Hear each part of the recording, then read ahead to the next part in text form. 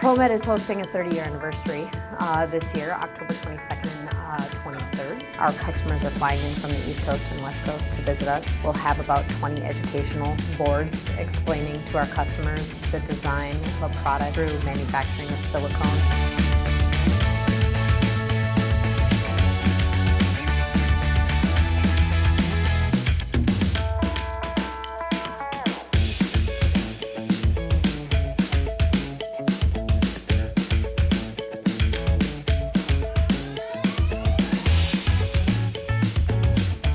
Gosh, we've come a long way in 30 years. ProMed started out as part of a black rubber company and started out with one clean room, and we've come a long way since then. And certainly these days we focus strictly on medical. We used to be strictly in long-term implant, and now we've branched out into meeting other customers' needs.